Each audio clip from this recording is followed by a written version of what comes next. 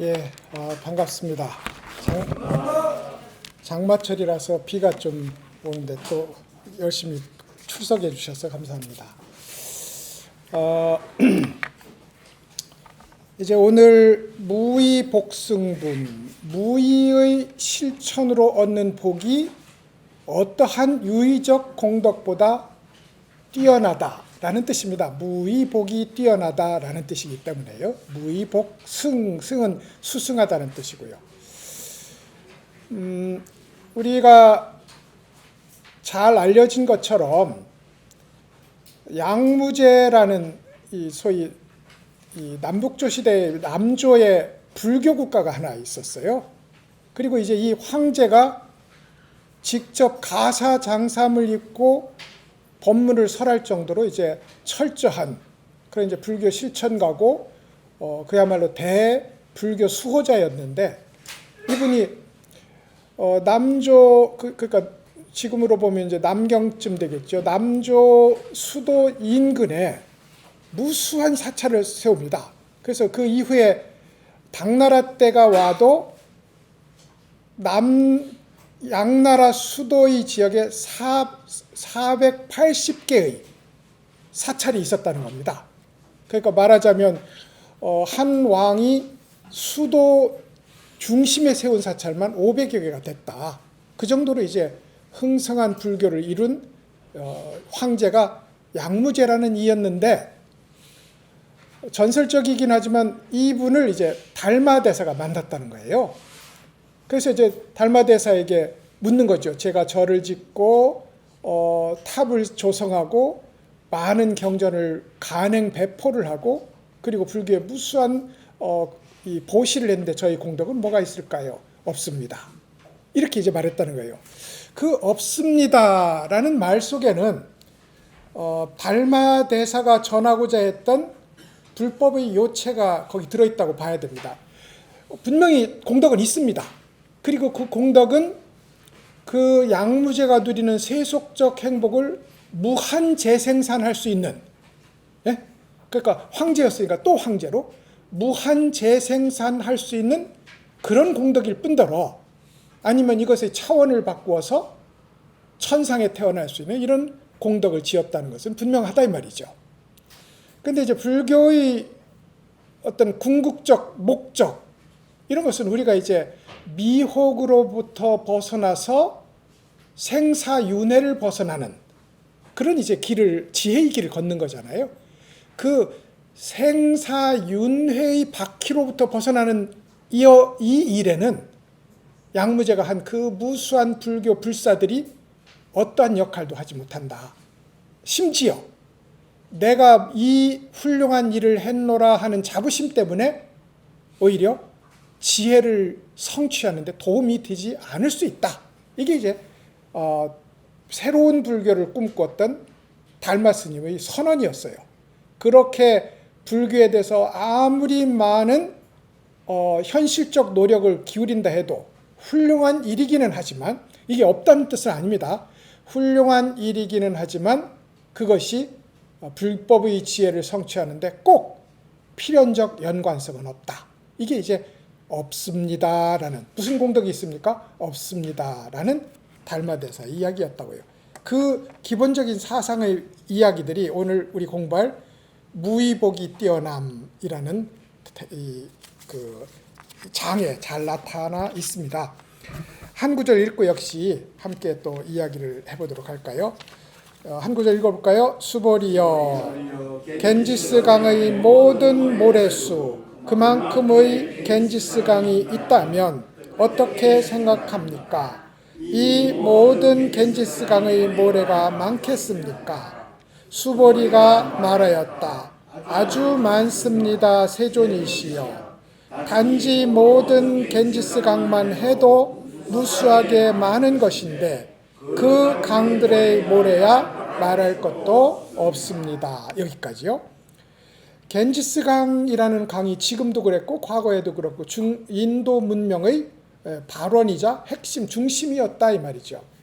부처님의 경전에도 이제 아마 항하는 겐지스강의 발음을 잘못 옮긴 거다 하고 우리는 이렇게 얘기합니다. 항하고 겐하고는 좀 많이 멀지 않습니까? 그래서 항하라는 말은 아마도 음을 잘못 옮긴 것이다. 이렇게 이제 번역학에서는 생각을 합니다.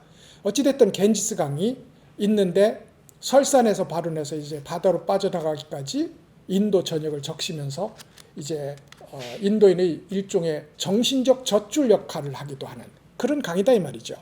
강이 얼마나 깊은지 코끼리 왕, 코끼리 중에서도 큰 코끼리가 강에 빠져서 헤엄을 못 칠 정도로 깊고 모래는 그야말로 아주 가벼운 밀가루처럼 잘고 강물색은 우유처럼 희다. 이런 것이 이제 겐지스 강에 대한 묘사가 됩니다. 밀가루처럼 모래가 많으니까요.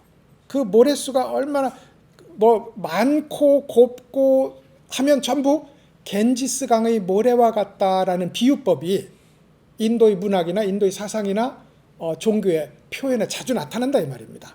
특히 부처님의 설법이 겐지스 강 일대에서 주로 설법처가 형성되었으므로 부처님 역시 겐지스 강을 비유로 자주 들었다. 이게 이제 겐지스 강이 나오게 된 이유가 됩니다. 겐지스 강에 모든 모래가 있을 거다. 셀 수 있겠느냐? 억으로 셀 수 있겠느냐? 조로 셀 수 있겠느냐? 그렇게 많은 모래가 있고 그 모래수만큼 다시 겐지스 강이 있다 하자. 겐지스 강에 모래가 100이라면 100개만큼의 겐지스 강이 또 있다 하자. 그리고 그 100개 강의 겐지스 강의 모래는 또 얼마나 많겠느냐. 그 모래가 얼마나 많을지 한번 생각해 봐라. 우리도 생각해 봐야 됩니다. 수미산이 이렇게 구산 9개의 어마어마한 산과 8개의 바다가 있고 하늘로 그렇게 이 소위 욕계천, 색계천, 무색계천으로 중층으로 하늘로 올라간 이 하나의 수미세계, 하나의 소천세계를 생각해 봐라. 이 말입니다. 생각할 수 없죠. 생각할 수 없습니다. 겐지스 강의 모래수 생각해 봐라. 1개, 2개, 3개. 숫자로는 도저히 생각할 수 없어요. 근데 그 모래수만큼의 겐지스 강, 다시 그 겐지스 강의 모든 모래수 생각해 봐라. 생각할 수 없어요. 이걸 요구하는 겁니다. 생각할 수 없음에 내 생각을 밀고 가라 이거예요. 생각할 수 없으면 뭐가 있죠? 지금도 생각해봐요. 도대체 몇 개나 될까 하다가 나중에 숫자가 무의미해지는 시점이 있다고요. 숫자가 무의미해지고 크기가 무의미해져요. 그 숫자가 수량이 무의미해지고 크기가 무의미해지는 이 상상을 우리가 해야 됩니다. 그걸 하라고 지금 겐지스 강의 모래수만큼의 겐지스 강 그리고 그 모든 모래수만큼의 겐지스 강 이렇게 펼쳐내는 거거든요. 생각하지 못하게 하는 겁니다. 왜냐하면 이 공부는 어떤 방식으로든 생각을 놓게 하는 데 있기 때문에 그렇습니다. 있기 때문에. 그래서 예전에 한 보살이 이름이 무변신 보살이었어요. 우리는 여기가 칸기가 여기인데 이 보살은 이 몸이 끝나는 지점을 알 수가 없어서 무변, 가장자리가 없는 몸을 한 보살님이었다 이 말입니다. 이 가장자리가 없는 경계가 없는 무변신 보살이 도대체 우리 부처님은 몸이 얼마나 클까 내가 한번 가보리라. 그런데 아무리 가도 손오공이 부처님 손바닥을 벗어나지 못한 것처럼 부처님의 끝에 가닿지 못했다는 거예요. 무변신 보살만 해도 끝이 없는데 무변신 보살이 부처님의 끝을 보려고 하니 볼 수 없었다. 여기서 우리 사고는 정지하게 돼 있어요. 그걸 요구하는 거예요. 사고를 정지하기를 요구하는 것이 지금 요 항아의 모래수에 대한 비유가 되겠습니다. 얼마나 많겠습니까? 그러자 정말 많습니다. 우리가 보고 있는 겐지스 강의 모래수만 해도 많은데 그리고 그 모래수만큼의 겐지스 강만 해도 많은데 거기서 다시 모래가 얼마나 됐냐고 물으신다면 제가 많다 적다로 표현하는 것을 포기할 만큼 많습니다. 이게 수보리의 대답이에요. 그리고 이제 수보리는 그 생각을 멈춘 자리에 부처님의 유도를 따라서 부처님이 이끄는 데 따라서 거기에 도달을 합니다. 생각할 수 없이 많아요. 삼천대천세계 생각할 수 없습니다. 삼아승직업, 삼아승지 숫자로 계산하면 생각할 수 없어요. 현대학자들은 그게 10의 몇 승 이렇게 해서 계산합니다만 실제로는 불가능한 얘기다 이거죠.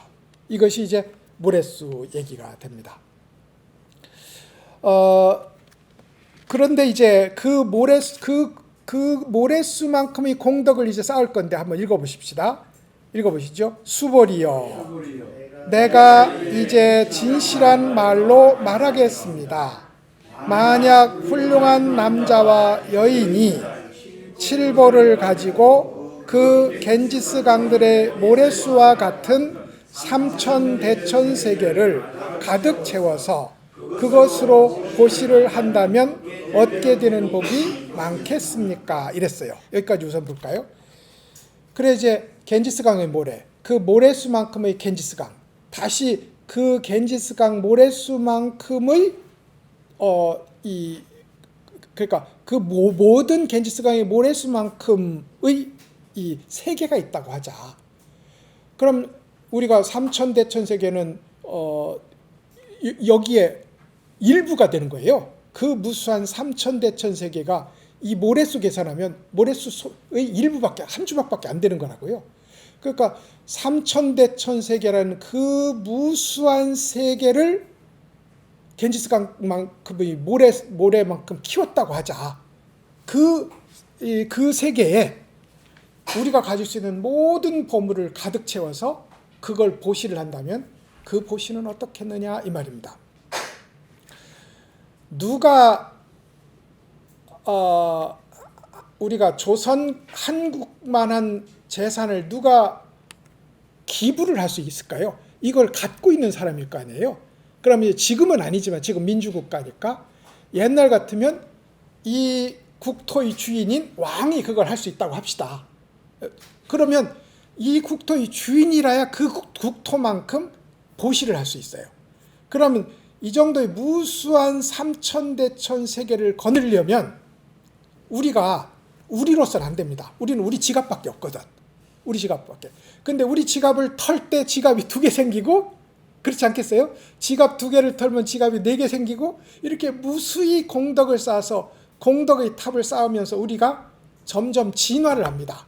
그 진화가 인간에서 천인으로, 천인도 요계의 6천 있잖아요. 사천왕천에서 도리천으로, 도리천에서 야마천으로, 야마천에서 도솔천으로, 그리고 즐거움이 가득 찬 화락천으로, 또 타화자재천으로 이렇게 올라간다고. 이걸 요계 6천이라고 한다고요.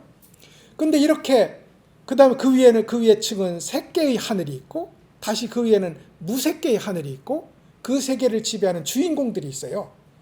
그러면 이 어마어마한 삼천대천 세계, 이만큼의 재물을 낼 수 있는 존재는 누구일까? 하늘 세계의 가장 위대한 왕 아니면 불가능하다 이 말입니다. 그러면 하늘 세계의 가장 위대한 왕이 낼 수 있는 최고의 보시를 한다 해도 이 말입니다. 한다 해도. 그러니까 우리는 사실 못해요. 우리는 지갑 연꽃 한 송이 이렇게밖에 못한다고요. 근데 우리 연꽃 한 송이 보시에 희망이 생깁니다. 지금 이 말, 이제 뒤의 말을 가지고 하면 우리는 그런 보시를 절대 할 수 없지만 그 보시를 능가하는 어마어마한 보시를 우리도 할 수 있습니다. 이 얘기를 뒤에 이제 준비하고 있는 거라고요. 그러니까 이제 생각해 보시죠. 왕이 창고의 절반을 덜어서 부처님께 그야말로 황금과 꽃과 모든 세계의 보물로 채워진 그런 보시를 했다고 쳐요. 근데 한 거지 소녀가 일설로는 자기가 평생 번 돈이라고 하고 일설로는 소똥에서 주운 돈이라고 해요. 이 소똥에서 주운 돈 한 입을 가지고 등을 하나 켰는데 왕은 온 국토를 등으로 뒤덮었는데도 왕과 귀족들이 켜놓은 등불은 꺼졌는데 안한존자가 자 이제 밤이 깊었으니 등불을 다 꺼야지 하고 불을 하나씩 훅훅 끄는데 이 가난한 여인이 올린 초라한 등 하나는 안한이 끌 수 없었다는 거예요. 뭐냐면 그 사람에게 요 소똥에서 준 일전은 왕이 온 국가의 창고를 덜어서 낸 어마어마한 재물을 이기고도 남는다. 왜? 그 사람한테는, 여인한테 이게 전부였으니까. 내놓음에 있어서는 그겁니다. 보시를 한다는 건 나의 전부를 내려놓는 일인데, 여기서 물질이라고 얘기했잖아요. 이제 나의 전부를 내려놓는 얘기를 들어봅시다. 읽어보실까요? 수보리가 말하였다.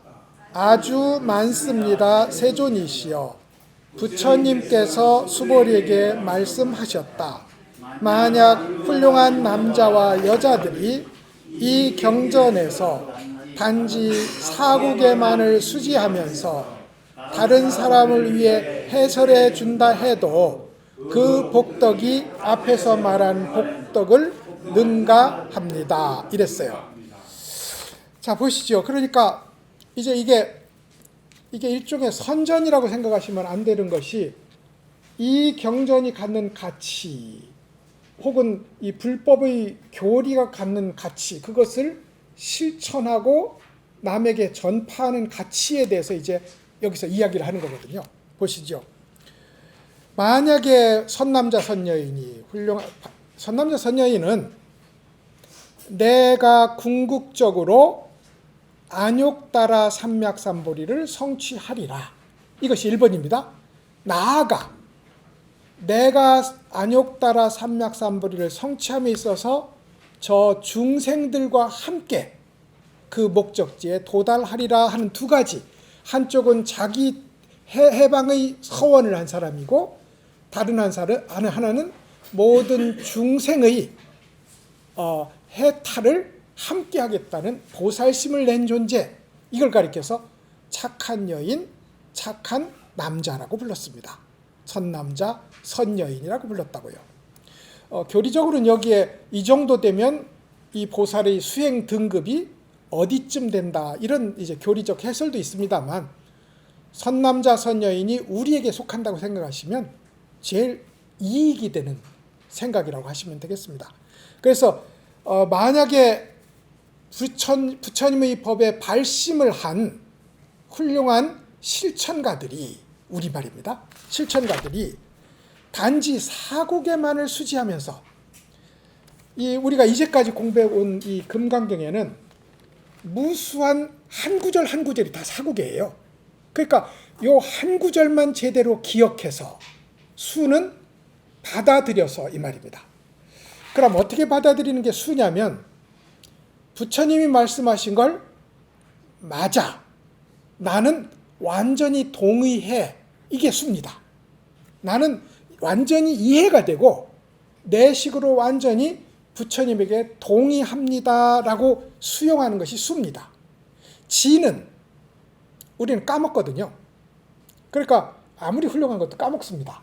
까먹기 때문에 망각하지 않고 거듭거듭 상기하면서 그것을 내 실천의 과제로 삼는 게 받아지니는 일입니다.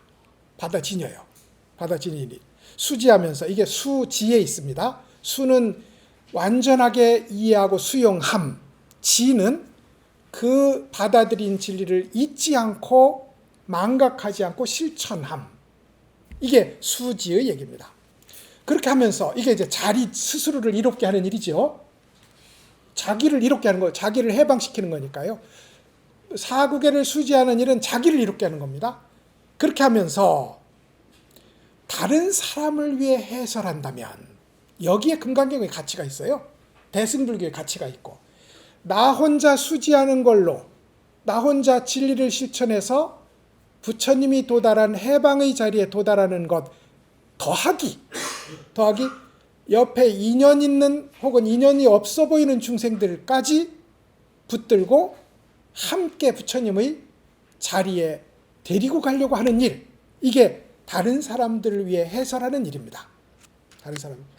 그러면 여러분, 다른 사람을 위해 해설하려면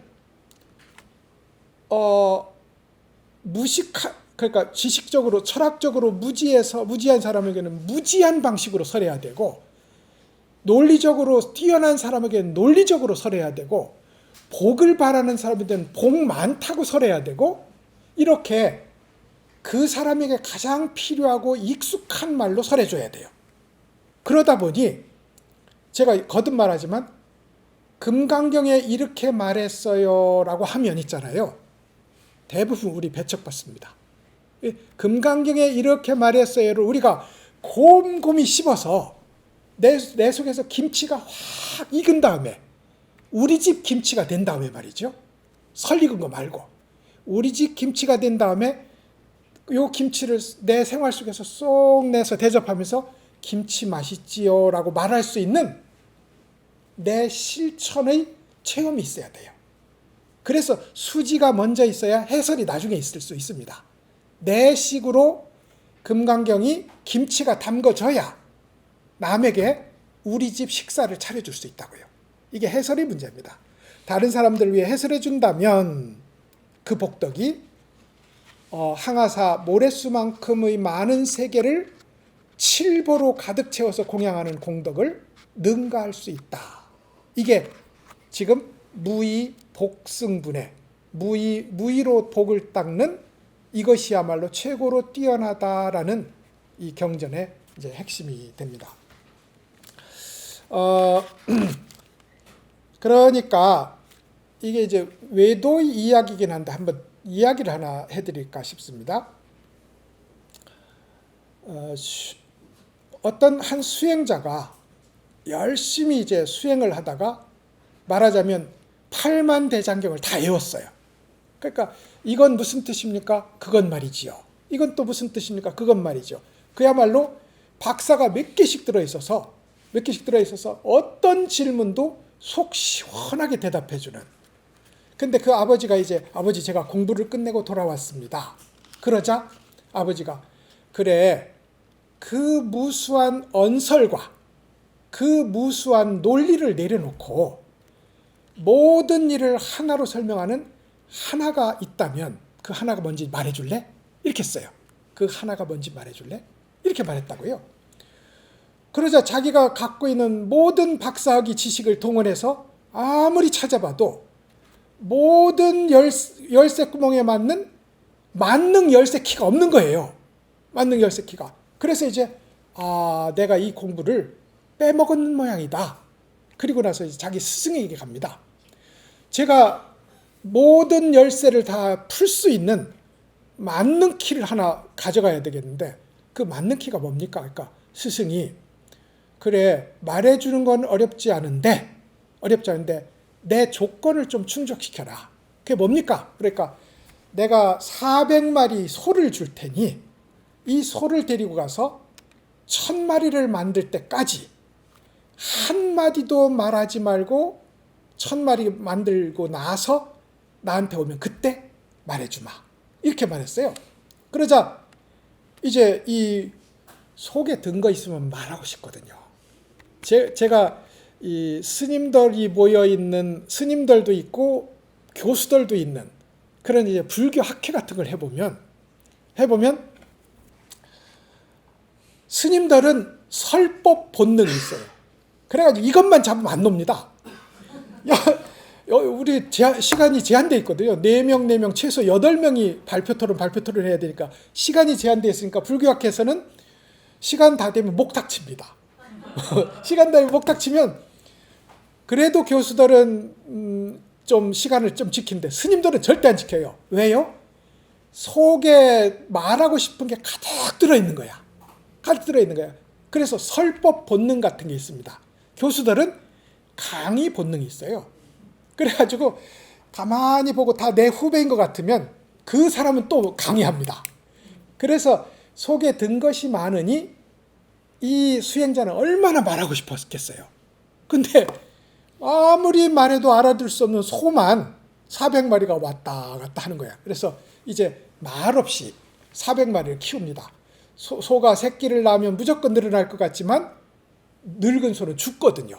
늙은 소는 죽고 새로운 소는 태어나고를 반복하다가 900마리쯤 됐을 때까지도 100마리만 더 채우면 가서 궁극의 마스터 키에 해당하는 한마디 가르침을 받을 수 있겠네. 하고 기대하면서 이제 용기 백배해서 또 묵언을 합니다.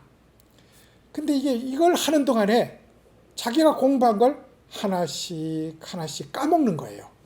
이게 복습해야 되거든요. 하나씩 하나씩 까먹는 거야. 그래가지고 1000마리가 되었을 때는 내가 공부한 걸 다 까먹었을 뿐더러 내가 있다는 걸 까먹었어요. 스승과 1000마리를 채우면 와서 가르침을 받겠다는 이 약속도 까먹었어요. 그러니까 소가 있다가 지나가다가 소가 답답한 거야. 그래서 소가 가서 말합니다. 1000마리가 되면 스승이 다시 돌아오라고 하지 않았습니까? 그러니까 그랬어요? 라고 하고서 소의 충고를 듣고서 이제 스승이 갑니다. 그러니까 스승이 이렇게 말합니다. 제자들한테 봐라. 저기 저 위대한 수행자가 1000마리 소를 끌고 오는구나. 소는 1000마리인데 수행자는 없구나. 이게 금강경이에요. 소는 1000마리예요. 그러니까 우리가 쌓은 공덕은 당연히 여러분 공덕은 있어야 됩니다. 이 얘기를 듣고 부처님에게 공양 안 해도 된다. 꽃 갖다 안 바쳐도 된다. 불전함에 1000원 안 넣어도 된다. 이렇게 생각하시면 안 된다고요. 나를 덜어내는 이 일은 무엇보다도 남과 함께 하기 위해서 덜어내는 일은 우리를 최고의 공부길로 이렇게 토양을 가꿔주는 일종의 토양 양성 작업에 해당합니다. 그래야 씨를 심을 거 아니에요. 깨달음의 씨를. 그러니까 우리가 끝없이 보시하고 육바라밀을 행하는 건 우리한테 반드시 있어야 될 일이라고요. 그렇지 아니하고 금강경에 보니까 칠보로 우주를 가득 채워서 보시한데도 금강경 한 구절 잘하는 것이 최고라되 보시 오늘부터 끝 금강경만 해야지. 그럼 금강경이 없습니다. 금강경이 없어요. 우리도 젊을 때 이런 얘기를 했습니다. 회장님, 거지들에게 국어를 하는 거지들에게 이 동량을 거지를 도와줄 것이냐 말 것이냐 그런 이제 우리 논쟁했었잖아요. 거지에게 자꾸 돈을 주면 그 단맛에 그래도 먹고는 살 거니까 거지를 계속한다. 그러므로 돈을 안 주는 것이 궁극적으로 도와주는 일이다. 이렇게 말했어요. 나이를 먹고 나니 참 건방진 젊은이들도 있었구만 하는 생각이 드는 거예요. 왜냐하면 그 거지가 우리의 1000원, 2000원, 10,000원을 받고 거지 생활을 끝날 가능성은 0일 수 있어요. 0일 수 있지만 불쌍하고 힘든 이에게 손을 내밀어주는 사회의 윤택함은 그죠? 불쌍하고 어려운 사람에게 손을 내밀어줄 수 있는 윤택함과 선의는 사회를 채워간다고요. 그러니까 그 돈을 받은 거지는 영원히 거지할 것 같지만 그렇게 어려운 사람에게 손을 내밀어 주기를 반복한 사회에서는 거지와 범죄자가 덜 나오겠죠. 사회가 토양이 좋으니까. 이것이 사회적 입장이기도 하고 우리의 개인적 입장이기도 합니다. 그러므로 우리가 보살은 반드시 육바라밀이 있어야 보살이고 육바라밀이 없으면 반야의 깨달음도 없습니다. 이게 그래서 금강경을 잘못 이해하셔서 보시 안 해도 된다 이렇게 이해하시면 결코 안 된다. 그거를 이제 그 뛰어난 수행자를 이제 이 스승이 보면서 봐라. 저렇게 끝없이 소를 먹이는데 얼마나 정성을 들였겠습니까? 그 소를 끝없이 정성 들여서 포동포동 살 찌우고 건강을 챙기다가 드디어 스승이 요구한 1000마리를 채웠는데 채우고 보니 내가 그토록 바라던 한마디 말, 나 없음. 이게 무와 나 없는 거잖아요. 무념, 생각 없음, 무상, 모양 없음, 무주, 머물지 않음. 이게 전부 보라. 저 위대한 수행자가 1000마리 소를 끌고 오는데 그 수행자만은 없구나 이랬단 말입니다. 이것이 금강에서 말하려고 하는 1000마리 소를 키우는 일은 있어요. 근데 1000마리 소를 키운 공덕을 받을 주인공은 사라지고 없습니다. 그러면 그건 누가 받느냐? 이 우주 전체가 받는 것이고 역시 큰 나가 받는 것이라 이렇게 이제 말해도 되겠습니다. 이게 이제 무의 복승분이라고 소명태자는 이렇게 말을 했습니다. 무의복승분입니다. 자, 오늘은 아마도 한 장을 더 해도 됩니다. 그리고 딱 오늘이 12일째인데 기분 좋게 12분을 합니다. 그래서 12분 존중정교분, 이 두 분이 실제로는 구분 없이 붙어 있는 것이기도 합니다. 읽어볼까요? 이게 17페이지에 있습니다. 또 수보리여, 읽어요. 또 수보리여, 상황에 맞게 이 경전이나 사국의 등을 설한다면 그곳을 모든 세간의 하늘과 인간과 아수라가 모두 틀림없이 부처님의 타배하듯이 공양한다는 것을 알아야 합니다. 그러니 어떤 사람이 이 경전을 모두 지키며 읽고 웬다면 어떻겠습니까? 여기까지예요. 존중정교본입니다. 바른 가르침을 높이 존중함이라는 뜻이에요. 바른 가르침을 높이 존중함. 아까는 이제 많은 복덕을 무의복이 이김이라는 뜻이고, 여기서는 바른 가르침을 높이 떠받듦이라는 뜻이거든요. 역시 바른 법은 뭐냐면 금강경의 법이고 반야의 법입니다. 반야의 법은 아까 그거예요. 한편으로는 1000마리 소를 키우되, 이렇게 기억하시면 좋겠죠. 육바라밀을 끝없이 닦아서 온 세상에 나의 실천이 미치지 않는 것이 없게 하되, 그렇게 무수한 나를 내려놓는 실천을 통해서 궁극적으로 보라 제자들이여, 저 1000마리가 오는 소 중에 수행자 그 사람은 없구나 하는 그 자리에 도달할 거라고요. 그 얘기를 여기서 다시 반복하는 겁니다. 보세요. 상황에 맞게 이 경전이나 사국의 등을 설한다면 이랬어요. 상황에 맞게 사국에를 설한다면. 자, 보시죠. 상황에 맞는다는 것은 아까 말씀드렸듯이 사람에 따라서 말이죠. 사람에도 상중하가 있을 거 아니에요. 근기가 다릅니다. 상중하에 따라서. 예를 들어서 경전을 암기 못한다면 너는 오늘부터 관세음보살만 해 라고 하는 거죠. 실제로 부처님 제자 중에 아주 머리가 나쁜 이 수행자에게는 걸레질만 시켰어요. 깨끗이 먼지를 털자 하고. 그러니까 연불만 할 수도 있고, 좀 총명하고 논리적인 이에게는 경전을 익히게 할 수도 있고, 또 인내력이 있는 이에게는 참선을 시킬 수도 있고, 상황에 맞게 말이죠.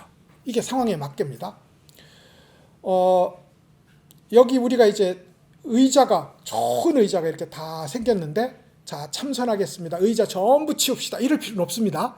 의자가 있는 곳에서는 상황에 맞게 의자에서, 혹은 의자가 없는 곳에서는 상황에 맞게 맨 바닥에서, 장소나 때나 사람이나 조건에 맞게 말입니다. 조금 유치한 얘기인데, 부처 계획에도 불성이 있죠? 예 하면 또 속은 겁니다. 예라고 말하면 없다고 말했고, 없다고 말하면 있다고 말했고, 뭐 이 역사거든요. 그런데 우리 얘기니까요.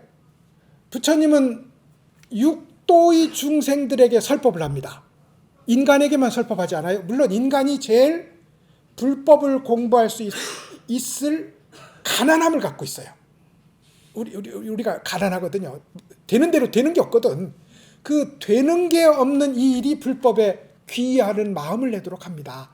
그래서 인간이 불법에 제일 친근할 수 있지만 육도 중생들에게 다 불법은 베풀어져요. 그런데 여러분, 지옥 중생에게 가서 불법을 이야기하면 하룻밤에 10,000번 죽고 10,000번 살거든요. 도산지옥에 가면 칼로 찌를 때마다 죽습니다. 죽으면 그냥 끝나면 되게 좋은데 죽는 순간 새로 태어나요. 그래서 만생만사를 한다고요. 거기다 대고 일체유의법, 모든 건 꿈 같고 거품 같고 이렇게 말하면 귀에 들어오겠어요? 들어오지 않는다고요. 그래서 이제 지옥 중생 혹은 축생, 중생, 아기 중생은 불법을 참 수용하기는 어려워요. 근데 보살이 왜 보살이겠습니까? 왜 지장보살이 지옥 중생이 한 명이라도 남아있다면 나는 성불하지 않으리라. 그 말은 뭐예요? 지옥에 가서 불법을 교화하겠다는 얘기거든요. 근데 이제 그렇게 교화하는 중에 관세음보살이 돼지 교화가 있었어요. 돼지가 축생이잖아요. 축생은 어리석거든. 아무리 모든 것은 공하다 이렇게 얘기해봤자 그게 뭔지 꿀꿀하고 뭐 주면 좋은데 그런데 이제 관세음보살이 뭐가 됐냐면 모기가 됐어요. 왜냐하면 돼지니까 이제 먹고 자고 하니까 돌을 닦을 시간이 없는 거예요. 그래서 잘 때마다 모기가 되어서 아프게 침을 넣습니다. 침을 놔. 그러다 이제 관세음보살이 지나가면서 모기 소리가 앵만 하면 하고 정신을 번쩍 차리는 일이 돼지한테 일어났어요. 이 앵이 옴마니밤매매 옴입니다. 네? 그러니까 얘기 만드는 기술이 이런 거예요. 옴마니밤매매 옴을 돼지한테는 앵이라고 들려줬다고요. 그 옴마니밤매매 옴 돼지한테는 앵인 이 소리 하나 가지고 돼지는 수시로 깨어있기를 반복하다가 드디어 부처님의 가르침에 눈뜨게 되는 그런 일이 있었다는 것이 제가 만든 얘기가 아니고 있었단 말입니다. 왜? 상황에 맞게 축생에게는 축생에게, 인간에게는 인간에게, 아수라에게는 아수라에게 맞는 이런 설법을 해서, 그러니까 우리도 경전을 달달 이어서 경전을 전달하는 사람이 되어서는 안 되겠다. 경전을 우리가 충분히 씹고 소화시켜서 완전하게 소화해서 이게 경전인지 아예 모르게, 나도 몰라 이게 내가 경전에서 나온 건지 나도 모르는 시점이 됐을 때 남에게 툭 던지면 이것은 관세음보살이 앵한 것과 같이 막강한 위력을 발휘한다. 이게 상황에 맞는 설법입니다. 이걸 유식한 말로 방편설법이라고 불러요. 방편설법. 상황에 맞게 이 경전이나 사국의 등을 설한다면 이랬어요. 이 경전은 금강경이고 혹은 일반 불교 경전을 전부 가리키는 말일 수도 있어요. 혹은 사국의 등을 설한다면 사국에는 한 구절이라고 이해하시면 되겠습니다. 한 구절. 원래 경전은 48, 32, 32자씩 이루어져 있는 것이 기본이었어요. 왜냐하면 부처님 이 경전도 혹은 부처님의 니까야라고 불리는 소승경전, 근본불교 경전도 초기에는 제자들이 기억했지 받아 적지 않았습니다. 받아 적지 않았어요. 그러면 기억하려면 어떻게 좋냐면 정형화된 문구라야 기억하기가 좋습니다. 그렇겠죠. 저희도 중국의 한 문학을 하려면 시를 외우는데 저도 한 300수쯤 외웠었어요. 근데 그 300수 외우는 게 어떻게 가능하냐면 내가 맞게 외웠는지 틀리게 외웠는지를 스스로 알아요. 왜냐하면 글자가 빠지거든. 잘 못 외우면 글자가 한두 개 모질라요. 그러면 못 외운 거예요. 그럼 막 생각하면 숨어있던 글자가 나오거든요. 그래가지고 300수를 외웁니다. 정형화되어 있어야 외울 수 있어요.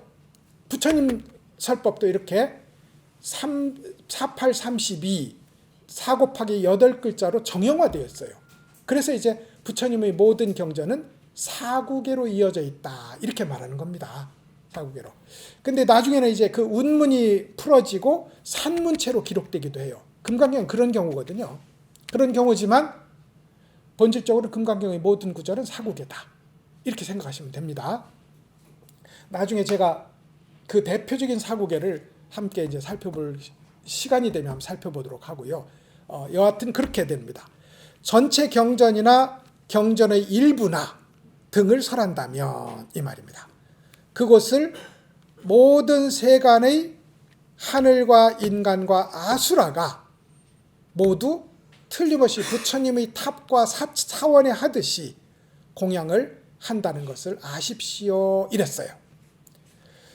하늘과 인간과 아수라, 이걸 우리는 육도윤회 중에 삼선도라고 부릅니다. 세 가지 그중 그나마 지내기 좋은 세상이라는 뜻입니다.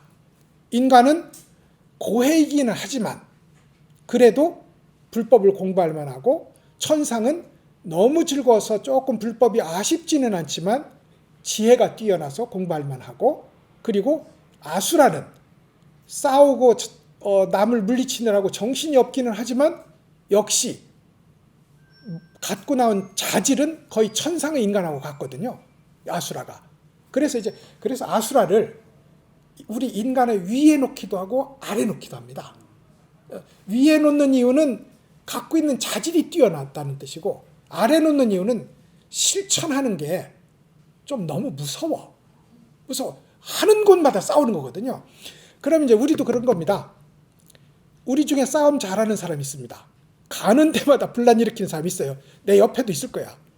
가는 데마다 분란 일으키고 가는 데마다 시비 거는 사람이 있다고. 그런데 그 사람 머리 좋지요. 그 머리 안 좋으면 시비 못 걸어요. 그래서 정의를 외치고 옳음을 주장하는 사람이 인간으로 보면 마술합니다. 그러면 그건 우리보다 위에 있을 수도 있고 아래에 있을 수도 있어요. 우리보다 위에 있다는 건 머리가 좋다는 뜻이고, 우리보다 아래에 있다는 건 너무 지잘났어. 우리 공부는 잘난 걸 내려놓는 공부니까. 그런 의미에서 인간의 위에 있기도 하고 아래에 있기도 하는. 어찌됐든 요 세 차원이 삼선도예요.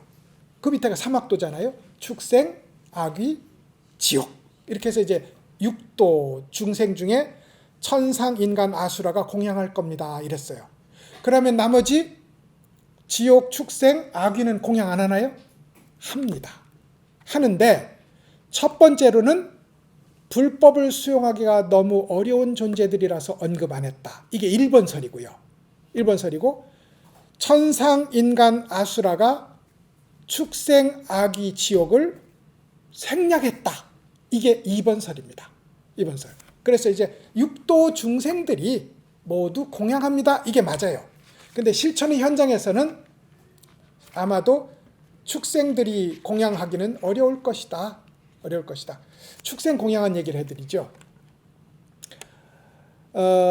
옛날 당나라 때 이제 어떤 순씨라는, 순자할 때 순이에요. 순씨라는 이가 공부를 하다가 늘 이제 공중에 대고 여시아문 이렇게 썼어요. 공중에다. 우리도 쓰잖아요. 여시아문 일시불 제사이국 기수국. 공중에다 자기 사는 곳에 늘 하늘에 쓴 거야. 그러다 보니까 천상에서 이렇게 신들이 보니까, 호법신들이 보니까 온 허공에 금강경이 꽉 깔려 있는 거예요. 야, 이건 불법이 있는 곳이구나 하고서 이제 그야말로 산계, 우산 덮개를 가지고 여기를 성지로 보호를 합니다. 성지를 보호해. 그런데 더 재밌는 건 온 공간에 금강경의 구절이 가득 차 있으니까 소를 먹이러 목동들이 소를 데리고 오고 양을 데리고 오면 요 지역을 소가 침범을 안 하는 거야. 풀이 그렇게 좋고 물이 그렇게 좋은데도 소가 들어오지를 않고 양이 들어오질 않는 거예요. 이미 성스러운 부처님의 차원에 경배가 일어나는 거죠. 경배가. 그래서 이제 참 신기하다 하고 그 당대 사람들이 얘기했는데, 후대 한 고승이 지나가다가 이 지역은 이렇게 두면 안 되고 성스러운 경전으로 가득 찬 곳이므로 울타리를 지어서 보호해야 됩니다. 그래서 울타리를 지어서 보호했는데 100년, 200년이 지나도록 거기서 수시로 하늘나라의 음악이 들렸다는 거예요. 이거 또 부처님에 대한 공양이거든요. 하늘나라의 음악이 들렸다. 그런 의미에서 축생, 악귀, 지옥도 부처님의 설법, 부처님의 불법에 공양하는 것은 매 일반이다. 이렇게 보는 게 공평합니다. 이렇게. 그래서 이제 부처님의 탑에 하듯이 공양한다는 것을 알아야 됩니다. 부처님이 돌아가시고 나서 부처님이라는 존재가 있었을 때는 사실 얼굴만 봐도 성불했다고 그러거든요. 이렇게 가는데 부처님이 빛을 내면서 앉아 계시면 가는 중에 머리가 떨어지고 절을 마치기 전에 수다원에 들어가고, 이런 일이 이 경전의 기록이 한두 구절이 아니에요. 부처님이 갖고 있는 위신력이 있거든. 위신력이. 그런데 이제 부처님이 돌아가시고 나니 부처님을 대신할 무엇이 필요했어요? 그게 탑이에요. 그게 탑이야. 근데 이제 부처님이 돌아가시고 나서 부처님을 화장을 했는데 여덟 섬, 한문으로 곡인데 8섬 4마리 나왔다는 거예요.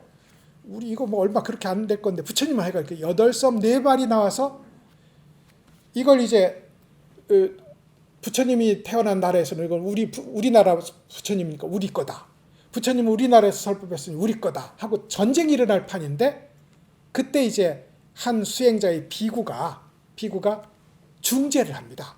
그러지 말고 부처님하고 인연이 깊은 8나라가 있으니 요 부처님의 요 사리를 8등분해 주겠습니다 하고서는 요렇게 병을 갖다가 균등하게 재서 나눠줍니다. 나눠져. 그래서 이제 8나라에서 전쟁을 하지 않고, 부처님의 사리가 왜 전쟁을 할 만큼 중요하느냐? 당신은 부족국가였거든요. 근데 부처님의 법은 천하를 통일할 통일적 사상이었다고요. 그래서 원래 큰 나라에서는 큰 사상이 필요한데 부처님은 세계주의니까 이렇게 부족국가의 범위를 넘어서는 가치관의 공유가 있을 수 있어요. 이걸 사리로 하려고 했던 거예요. 그래서 8등분을 해갑니다. 그래서 탑이 8개가 세워져요. 이걸 최초의 8개 탑이라는 뜻에서 근본 8탑이라고 부릅니다. 최초의 8개 탑이 있어요. 나중에 아쇼카라는 명군이 지금 인도 국장에 있는 사자머리 있잖아요. 그런 탑을 세운, 아쇼카의 석주를 세운 그 위대한 왕입니다. 최고로 위대한 왕이라고 해도 돼요. 이 아쇼카 왕이 이 8개의 탑을 다시 허뭅니다. 허물어서 84,000개의 탑을 만들었다는 거예요. 일설에는 중국에도 19개가 있고 우리나라 요동성 어디에도 우리나라에도 있다고 해요. 우리나라에도. 근데 이제 설마 우리나라에 가서 탑을 세우지는 않았겠지만 하여간 84,000탑은 일종의 무수한 탑을 세웠다, 이 정도로 이해하시면 될 것 같아요. 근데 이제 근본 8탑이라고 했잖아요. 아까 그 중재를 한 그 스님이 향성비구라는 스님인데 약간 약았어. 그래서 이렇게 부처님의 사리를 재어서 8등분으로 균등하게 나눠주면서 이 병 속에 말이죠, 꿀을 발랐어요. 그래가지고 퍼줄 때마다 중요한 사리는 병 속의 꿀에 붙는 겁니다. 그래가지고 자기가 그걸 자기 땅으로 가져가서 탑을 세웁니다. 이게 병탑이에요. 사리를 담았던 병이단 말입니다. 거기 진짜 알짜는 거기 있다는 설도 있어요. 그러면서 제일 나중에 온 이 한 작은 부족이 이제 망연자실하다가 부처님 화장을 하고 남은 곳에 재가 이렇게 있었는데 그 재를 갖다 또 탑을 만듭니다. 그게 재탑이에요. 그래가지고 근본 8탑 더하기 2 해서 근본 10탑을 말하기도 합니다. 역사적으로 증명이 돼요. 그래서 근본 8탑을 발굴하는 일들이 인도에서 근대에 아주 본격적으로 일어나는 일도 있었습니다. 이게 사리 얘기죠. 그러니까 부처님을 대신하는 것이 탑이다. 탑이다. 탑은 인도말입니다. 탑이라는 게 스투파, 타파라는 인도말을 한문으로 표현하다 보니까 탑이라는 글자를 만든 거예요. 그러니까 스투파 혹은 타파라는 인도말을 만들어서 이렇게 이제 탑으로 만들었죠. 그 다음에 여기서는 이제 저는 탑이라고만 번역했는데 한문에 보면 부처님의 탑과 부처님의 사원에라는 묘라는 글자가 있어요. 조금 이제 탑의 시대가 지나가면 불상을 모시는 사원이 생깁니다. 이걸 한문으로 묘라고 했어요. 사당 묘자를 써서. 그래서 탑이 있는 곳과 사당은 기본적으로 동일하지만 부처님의 탑과 부처님의 사원에 이렇게 생각하시는 게 좋겠습니다. 하듯이 공양한다는 것을 알아야 합니다. 이렇게 써요. 사리는 보셨죠? 사리는 원래는 우리나라에 이제 뭐 4대 정멸보궁 이렇게 있잖아요. 그러면 이제 이 통도사가 있었고 저 설악산에 봉정이 있고 중대가 있고 법흥사가 있고 또 거기에 더하자면 강원도 사북에 정암사가 있고 이렇거든요. 근데 지금 가보시면 사리탑 없는 절이 없습니다. 사리탑 모든 암작은 사찰이건 크든 작든 다 사리탑이 있어요. 이게 어찌된 연고인고 하니 우리가 남방불교하고 교류를 시작할 때 남방에만 가면 선물로 사리를 주는 제도가 있었어요. 그리고 진상을 알아보니 그때 사업을 잘하는 스님이 가서 대량으로 떼어와서 사리를 대량으로 떼어서 불교신문에 공고를 낸 적도 있습니다. 사리 분양합니다. 이래가지고 그때 이런저런 방식으로 사리를 받아서 크고 작은 모든 절에 부산에만 해도 뭐 이런 절 저런 절 모든 절에 사리가 다 있습니다. 그 사리가 있게 된 사연이 태국이나 동남아에 가서 받아왔다. 스리랑카에 가서 받아왔다. 1번. 2번은 아예 사업하는 스님이 들고 와서 치야사리 이런 건 비싸거든요. 그래서 치야사리는 별도로 가격 흥정하고 일반 사리는 얼마에 분양하고 1+1도 하고 아주 희한한 일들이 있었습니다. 근데 제가 이걸 비웃자는 게 아니에요. 진실로 사리는 여러분 우리가 믿는 자리에 모양 지어 나타나는 건 다 사리입니다. 내 마음이 부처를 볼 준비가 돼 있으면 우리 앞에 나타난 그 모양이 바로 사리라고요. 이게 불법의 사리신앙의 훌륭한 점입니다. 훌륭한 점. 그러니까 내가 볼 준비가 안 돼 있다면 부처님이 와도 못 보지만 준비만 돼 있다면 내 눈에 닿는 것이 모두 사리다.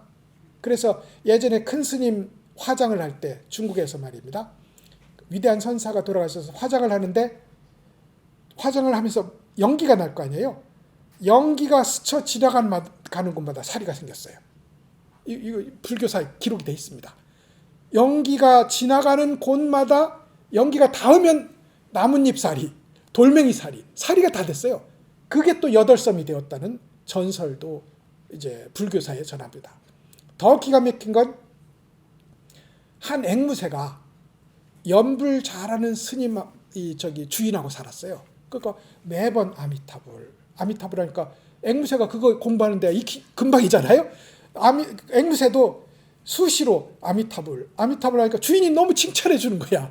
그러니까 야 이거 좋은 거구나 해가지고 끝없이 아미타불, 나무 아미타불 하다가 주인이 보니까 점심만 먹고 아침 저녁을 안 먹는 거예요. 일종씩을 하는 거예요. 그러니까 새도 나도 오늘부터 일종씩. 그래가지고 죽을 때까지 아미타불만 하고 한 끼만 먹다가 죽었어요. 주인이 앵무새를 화장을 시킵니다. 사리가 10개. 근데 이게 역사서에 나옵니다. 이 앵무새 사리 얘기는 엄청 유명한 얘기예요. 중국 역사에. 엄청 유명한 얘기인데 무슨 얘기인고 하니 우리가 불심이 충만했을 때 특히 우리의 마음이 준비가 되어 있을 때 우리의 눈으로 보는 것 모두 사리이고 우리의 귀로 듣는 것 모두 부처님의 설법이다. 이 얘기가 사리신앙의 궁극입니다. 너무 고급인 거지. 그래서 저는 장사의 수완으로 혹은 이런저런 사업 마인드로 크고 작은 절에 사리탑을 세웠지만 준비 안 된 우리가 잘못이지 사리탑에 무슨 잘못이 있느냐. 이게 우리의 마음가짐이라 된다 이 말이죠. 그래서 이제 탑은 사리를 모신 것이지만 꼭 사리가 들어있지 않아도 준비된 이에게는 바로 그곳이 사리탑이다 이랬어요. 그래서 법화경에 보면 이런 구절이 나옵니다. 사리가 없더라도 훌륭한 선지식이 일어나서 부처님을 대신해서 모든 설법은 부처님을 대신해서 하는 거거든요. 지가 하는 게 아닙니다. 부처님을 대신해서 법화경을 설한 자리라면 사리가 없어도 탑을 세워도 된다. 무슨 말씀인지 알겠죠? 법화경을 설했으니 여기는 이미 불국토가 되었으니 부처님 나라가 되었으니 사리가 없어도 얼마든지 탑을 세울 수 있다. 이게 이 소위 법화경의 견보탑분이라는 이 불경의 구절에 나오는 내용이기도 합니다. 그래서 탑회하듯이 공양한다는 것을 알아야 됩니다. 이랬어요. 그런데 한 구절만 가지고도 그랬는데 만약에 어떤 사람이 이 경전을 모두 받아 지녀서 모두 받아지려면 어떻게 해야 돼요? 한순간도 눈 깜빡이고 고개 끄덕이는 이 순간도 놓치지 않고 금강경 그 자체가 되어 있어야 모두 받아지는 겁니다. 예? 이 경전을 32분을 모두 외우는 것일 뿐만 아니라 우리의 하루 24시간 전체가 금강경을 사색하고 사유하고 금강경을 실천하는 시간이 된다면 이걸 모두 받아지는 일이다 했습니다. 그러면 이건 이제 우주법계가 불국토가 되는 일이 여기서 일어나고 모든 사람들이 그 금강경을 수지 독송하고 외고 해설하는 그 사람을 존중할 것이고 그 존중이 우리의 관계를 부처님의 나라의 관계로 만들 것이다. 이렇게 이제 여기에 설명을 했다고요. 이 경전을 모두 받아들이며 읽고 한다면 어떻게 되겠습니까? 제가 진짜 전공은 뭐냐면 서유기의 불교적 해석이에요. 이걸 제가 젊었을 때부터 불교 방송에서도 한 8년 방송을 했던 것 같고 뭐 이런저런 논문이나 뭐 이제 어떤 분보다도 내가 자신 있다. 금강경은 내가 자신이 없다. 어떤 분보다 내가 자신이 없다. 나보다 훨씬 잘하는 사람이 많다. 근데 서유기는 아마 내가 제일 잘할 거다. 이렇게 이제 생각하는 부분이거든요. 근데 그 서유기에 이런 내용이 있어요. 서유기의 삼정법사 제자가 손오공이 있잖아요. 손오공이 어디를 가다가 엄청 어려운 장애를 만나서 관세음보살에게 도움을 청하러 갑니다. 도움을 청하러 가는데 이제 그 장애가 뭐냐면 요괴거든요. 이런 요괴가 우리 앞길을 막 못 나가게 합니다. 그러자 관세음보살이 화를 벌컥 내면서 들고 있던 정병을 내던집니다. 그러자 온 세상의 물들이 관세음보살의 정병 속으로 들어가요. 들어가는데 손오공에게 너 이거 들어봐. 들을 수가 있나요? 손오공이 아무리 신통력이 뛰어나도 온 세상의 물이 다 들어간 관세음보살의 병을 들 수가 없는 거예요. 그런데 바닷속에서 거북이 한 마리가 나옵니다. 나와서는 고개를 끄덕 하기를 24번을 끄덕 하더니 정병을 가벼운 물건 매듯이 자기 등에 얹습니다. 신통제일 손오공도 들지 못한 정병을 거북이는 어떻게 들었을까? 끄덕 24번에 있습니다. 끄덕일 때마다 나를 내려놓고 네 그렇습니다. 끄덕. 부처님이 공이지? 네 그렇습니다. 네가 없지? 네 그렇습니다. 법도 따로 없지? 네 그렇습니다. 내가 왜 정병을 던졌겠어? 내 관세음보살이란 내 정체성도 없지? 네 그렇습니다. 관세음보살이 어디 특별히 이렇게 있는 건 아니니까요. 이렇게 네 그렇습니다가 온 경전을 다 받아지는 일에 해당해요. 24시간 모든 찾아오는 것을 관세음보살의 설법으로 수용하니 관세음보살의 모든 것이 들어있는 정병을 가볍게 등에 질 수 있었다. 이게 서유기 해석이거든요. 저희 해석이에요. 저희 해석인데 온 경전을 받아 지니고 읽고 외우고 해설한다. 그러면 그 사람이 삶을 어떻게 됐냐? 그 사람이 금강경 자체가 돼야 된다. 이게 이 구절의 바른 해석입니다. 그 다음에 이제 마지막 구절 읽어볼까요? 수보리여 이 사람은 세간은 드문 법을 성취하였음을 알아야 됩니다. 만약 이 경전이 있는 곳이라면 부처와 존중받는 제자들이 있는 것과 같게 될 것입니다. 예. 수보리여 이 사람은 모든 경전을 받아 지니고 읽고 외우고 다른 사람을 위해 해설할 수 있는 사람은 이 말입니다. 해설할 수 있는 사람. 금강경 자체가 된 사람은 이 말이고 사람은 세상에서 제일 가는 드문 법을 성취한 사람이라는 것을 알아야 합니다. 제일 가는 세상에서 최상의 여기다 줄 쳐놓으시죠. 최상의 제일 가는 드문 법. 이게 세 가지 표현이 있습니다. 최상, 이것보다 높은 것이 없어요. 예를 들어 법신 비로자나 부처님은 비견할 것이 없으므로 최상의 존재라고 부릅니다. 그래서 최상의 법신 부처님의 도리를 깨달은 일, 이게 최상입니다. 그 다음에 제1가는 처음에는 2등도 했고 3등도 했다가 1등 하는 이 말입니다. 그러면 불법 공부에서 1등을 하면 어떤 일이 일어나냐면 우리 존재가 스스로 부처임을 확인하는 보신부를 성취하는 일이 일어나요. 그러니까 이 말은 말이죠. 내가 부처인 걸 알아요. 내 스스로 이 몸 이대로 이 우주 이대로 하나의 부처로서 그것이 나이고 부처로구나 하는 걸 아는 일이 일어난다고요. 이게 제일 가는 길입니다. 그래서 보신부를 성취하는 일이고 희요, 세상에 드문 일이라는 것은 부처님이 잘 태어나지 않으시잖아요. 오죽하면 맹구우목 아니겠어요? 눈먼 거북이가 100년에 한 번 숨 쉬러 바다로 올라오는데 그때 구멍이 뚫린 널빤지가 하나 있어야 거기다 목을 걸치고 숨을 쉰다는 거예요. 근데 그게 없으면 도로 내려가서 다시 100년을 기다려야 돼. 그만큼 부처님의 태어나서 설법하신 법을 만나기는 어려운 거다 해서 희유라고 말합니다. 드물다고 말해요. 그러니까 최상은 법신, 제일 가는 성취는 보신, 드문 법은 화신, 이렇게 법신, 보신, 화신의 법을 성취한 사람임을 알아야 됩니다. 그리고 이제 마지막 구절 보시죠. 이 경전이 있는 곳이라면 부처와 같게 될 것이고 부처의 제자인 존중받는 제자들이 있는 것과 같게 대접을 받게 존중받게 될 것입니다. 이랬어요. 부처님 있으면 말할 것도 없이 존중하지요. 부처님 있으면 부처님이 제자들이 오면 어떻겠어요? 그래도 존중받습니다. 그죠? 만약에 육조 스님 이 자리에 와봐요. 만약에 마하가섭이 이 자리에 와봐요.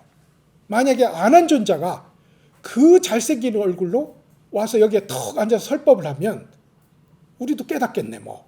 이게 부처님 제자는 당연히 부처님과 동일하게 존중을 받게 된다. 근데 그 이들이 모두 와도 금강경 하나를 이길 수 없다. 이게 이 얘기가 됩니다. 이게 돼. 부처님에게는 존중받는 제자들은 대체적으로 10명의 제자들을 우리가 꼽습니다. 제가 밑에다 마지막 페이지에 써놨어요.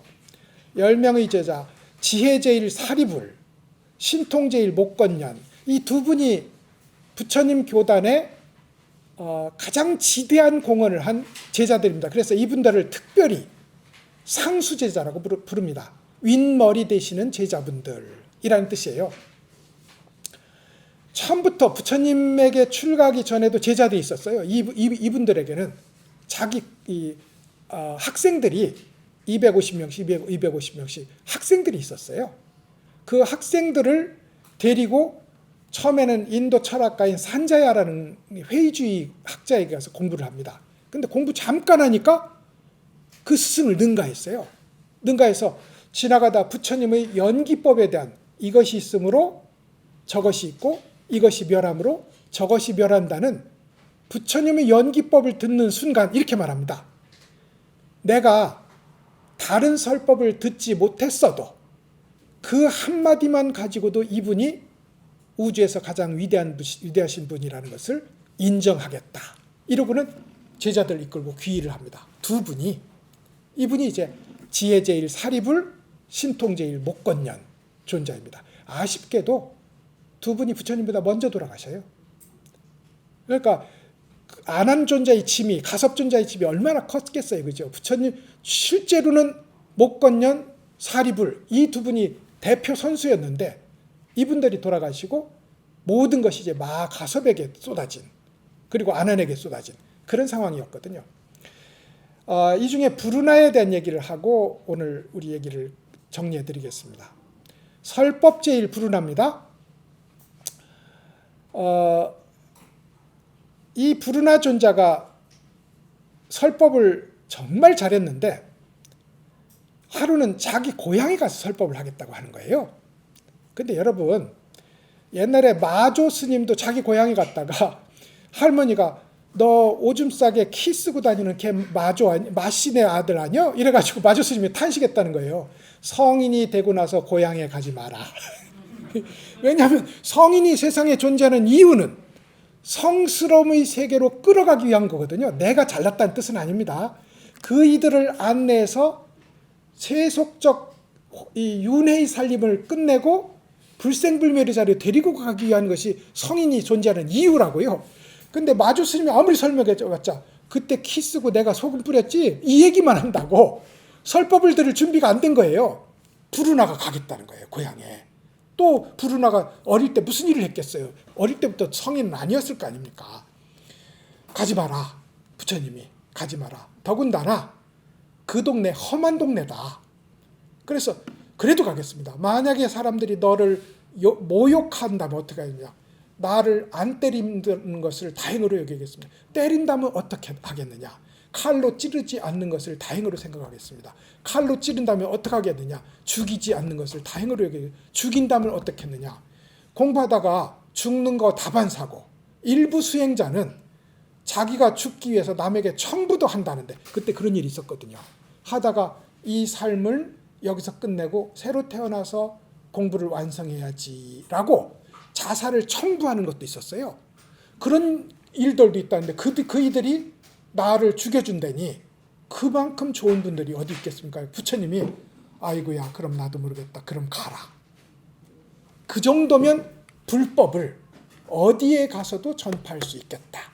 이게 설법제일 부르나가 부처님에게 이제 고백을 하고 부처님이 인정을 한 그 장면입니다.